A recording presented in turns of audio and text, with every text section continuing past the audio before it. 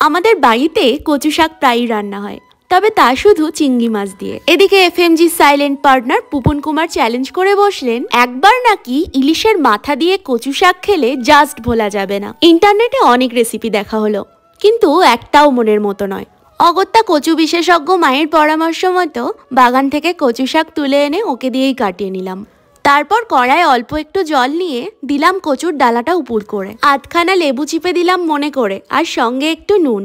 এরপর এটাকে রেখে দিতে হবে অন্তত 15 মিনিট। এদিকে ইলিশের মাথাটাকে নুন হলুদ দিয়ে ভেজে রেখেছি। কচু শাক যখন প্রায় অর্ধেক, এর মধ্যে এক মুঠো ছোলা দিয়ে দিলাম, আর কালারটা যখন ঠিক এইরকম হয়ে যাবে তখন নামিয়ে নেব।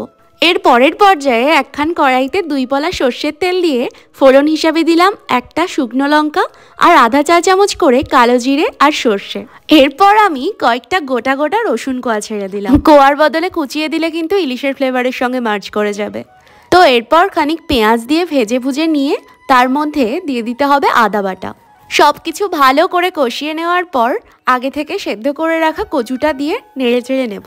এই সমস্ত ঘরোয়া রান্না বাঙালির ঘরে সেই আদি অনন্তকাল থেকে প্রচলিত, খুব বেশি মশলাও লাগে না। তাই স্বাদ মতো নুন, হলুদ, চিনি আর রঙের জন্য একটু কাশ্মীরি লঙ্কার গুঁড়ো। ইলিশের মাথাগুলো একটু ভেঙে নিয়ে এই সময় মিশিয়ে দিতে হবে। এরপর আর কি, শুধু অপেক্ষা কখন জলটা শুকোয়। শুনেছি অনেক বাড়িতেই কচু শাক হতে চায় না। কাটা এবং রান্না করা দুই নাকি পরিশ্রম সাধ্য। এটা সত্যি যে কচু শাক রেখে অন্য কোথাও যাওয়া যায় না, কারণ হাই ফ্লেমে বারবার নাড়তে হয় আর গলিয়েও নিতে হয়। সেই এক ডালা কচু শাক ওয়াটার ভেপারাইজ হতে হতে এতটুকু হয়ে গেছে। ভাবা যায়। নামানোর আগে একটু জিরের গুঁড়ো আর ধনেপাতা ছড়িয়ে নামিয়ে নিলাম। পুরো রান্নাটায় মিনিট 40 সময় তো লাগলোই, তবে দেখতে কিন্তু মন্দ লাগছে না। আমার মূল উৎসাহদাতা পুপন কুমার এও বলেছিল, যদি এই ইলিশের মাথা দিয়ে কচু শাক পান্তা ভাতের সঙ্গে খাওয়া যায় তাহলে নাকি অমৃতভোগ্য। কপাল গুনে সেদিন ছিল খানিক পান্তা ভাতও।